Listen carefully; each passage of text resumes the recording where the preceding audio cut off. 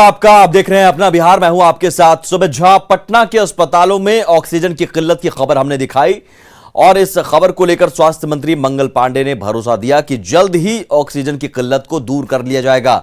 स्वास्थ्य मंत्री ने कहा कि इससे पहले भी ऐसी समस्या आ चुकी है, लेकिन उससे पार पाया जा चुका है, समस्या का समाधान हुआ है।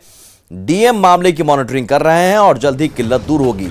मंगल पांडे ने कहा कि समय बेहद कठिन है और धैर्य बनाकर रखें।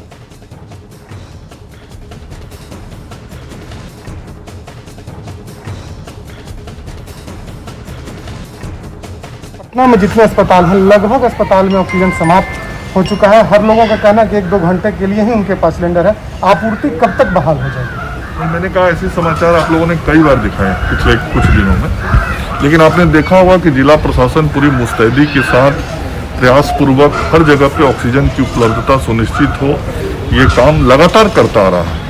और अभी भी हमारी जिलाधिकारी से बात हुई है, जिलाधिकारी हर जगह पे ऑक्सीजन की व्यवस्था ठीक हो इसका काम कर रहे हैं। कुछ तो आंकड़ा बनाया होगा ना कि इतना लीटर ऑक्सीजन की जरूरत अमूमन पड़ रही है पिछले कुछ दिनों में।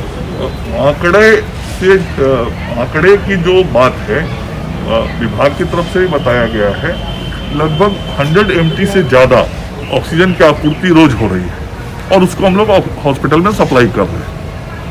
लेकिन कहीं ना कहीं अब जिस तरीके से ऑक्सीजन खत्म हो रहा है, सरकार की कार्यशैली पर भी सवाल उठ रहा है कि आखिर सरकार के लोग कर क्या रहे हैं? ऑक्सीजन समाप्त हो जा रहा है, क्या चल रहा है सरकार में? देखिए, धैर्य रखने का समय है और आप देख रहे होंगे ये पूरे देश के अंदर समस्या बन रही है।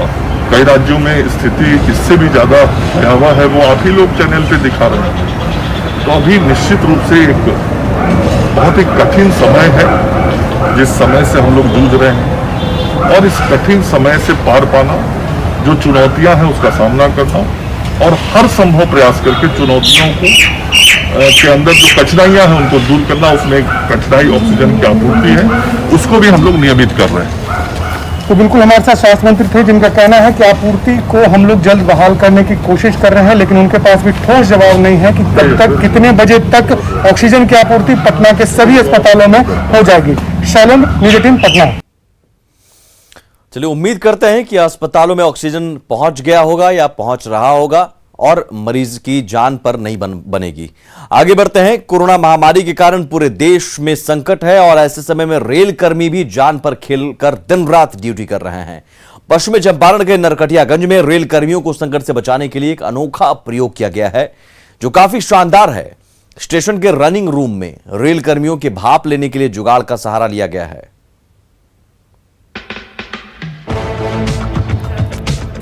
गैस चूल्हे पर आग धधक रही है और उसके ऊपर बैठा प्रेशर कुकर उबल रहा है। प्रेशर कुकर के अंदर बने भाप के दबाव से सीटी बजने लगी है।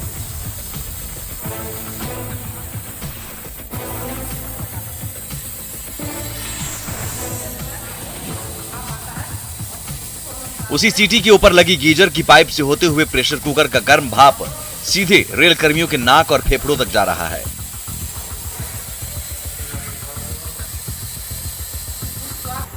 इसी देसी जुगाड़ के जरिए नरकटियागंज के रेल कर्मचारी ड्यूटी के दौरान कोरोना को दूर भगाने का जतन करते नजर आ रहे हैं। इस भाप को कुछ देर तक लगातार सांस में भरने से शरीर तो तरोताजा रहता ही है, सिर का दर्द भी गायब हो जाता है। तो इस जुगाड़ के जरिए शरीर की प्रतिरोधक क्षमता भी मजबूत होती है। पहले जो नहीं लेते थे वो श्वास नली जाम महसूस होता था, कहते थे गले में खराश है, परंतु इसके लेने से जो है, इसके श्वास लेने से जो है, गर्म पानी का भाप लेने से जो है, ये श्वास नली एकदम बिल्कुल फ्रेश रह रहा है। नरकटियागंज रेलवे स्टेशन के रनिंग रूम में लगाए गए इस देसी जुगाड़ से सुबह और शाम गर्म भाप बनती रहती है। तो लोको पायलट और गार्ड से लेकर तमाम रेल कर्मचारी बारी बारी से इस नली के जरिए गर्म भाप लेते हैं और उसके बाद ही ड्यूटी पर रवाना होते हैं। संक्रमण फैलाने वाले विषाणु से बचने में ये देसी नुस्खा बेहद कारगर साबित हो रहा है। कोरोना काल में जो है डॉक्टर साहब कहते हैं कि श्वास नलिका जाम हो जाती है। श्वास नलिका जाम न हो, इसके लिए सुबह शाम दोपहर जब भी लोको पायलट आते हैं, गार्ड आते हैं, वो इनहेलिंग मशीन से अपना इनहेलिंग करते हैं। घरेलू जुगाड़ से बनी ये अनोखी स्टीम इनहेलिंग मशीन नरकटियागंज के रेल कर्मचारियों के लिए वरदान तो साबित हो ही रही है, साथ ही इसके जरिए कोरोना संक्रमण का फैलाव रोकने में भी काफी मदद मिली है। प्रफुल्ल, न्यूज़ 18 बेतिया।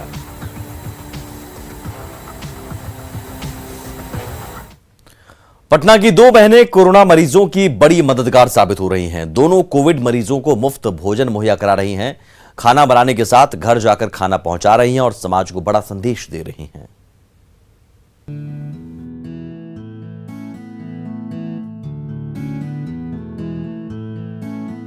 कोरोना की इस महामारी में जहां परिवार के परिवार संक्रमण के शिकार हो रहे हैं, लोगों को देखने वाला और खाना खिलाने वाला तक नहीं मिल रहा। ऐसे में पटना की दो बहनें कोरोना पॉजिटिव लोगों के लिए राहत बनकर आई हैं। दोनों बहनें हर उन कोरोना पीड़ितों के घर तक मुफ्त खाना पहुंचा रही हैं, जो खाना बनाने में सक्षम नहीं हैं। कुछ महीने पहले अनुपमा की मां और बहन दोनों कोरोना पॉजिटिव हो गई थीं। तभी इन्हें इस परेशानी का एहसास हुआ। बहुत सारे ऐसे परिवार होंगे जिनके घर में लोग संक्रमित होते होंगे, छोटे बच्चे होंगे या फिर बुजुर्ग दंपति होंगे जो कोरोना संक्रमित हो रहे होंगे या अकेले रह रहे होंगे, कोरोना संक्रमित हो गए होंगे। उनको खाना कौन देता होगा? तो लगा कि उन लोगों के लिए कुछ किया जाए।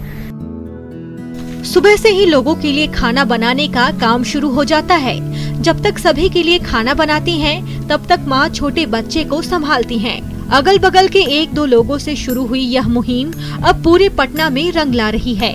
राजेंद्र नगर, कदम कुआं, लंगर टोली सहित 15 किलोमीटर तक लोगों के घर निशुल्क खाना भेजा जा रहा है। इन दो बहनों को अब बिहार से बाहर रहने वाले लोग भी डोनेशन देने की बात करने लगे हैं, पर इन्होंने डोनेशन लेने से साफ इनकार कर दिया है। अनुपमा खाना बनाती हैं, तो छोटी बहन नीलिमा बाजार से सारा सामान खरीद कर लाती हैं। तो जब ले जाकर मैं देती हूँ उन लोगों को खाना ना, तो इतना अच्छा महसूस होता है, लगता है जीवन सफल है। किसी को खाना, किसी भूखे को खाना खिलाकर, जरूरतमंद को खाना खिलाकर। इतने ज्यादा कॉल आ रहे थे और इतने नीडी लोग थे ना कि हम लोग दूर दूर का भी खाना पहुँचाने के लिए तैयार हो गए। कोरोना के इस विषम दौर में दोनों बहनों की मेहनत और समर्पण कई परिवारों के लिए लाइफलाइन बनी हुई है। इनका काम लोगों के लिए प्रेरणादायक बन चुका है। ऐसे कोरोना योद्धाओं को न्यूज़ 18 भी सलाम करता है। न्यूज़ 18 के लिए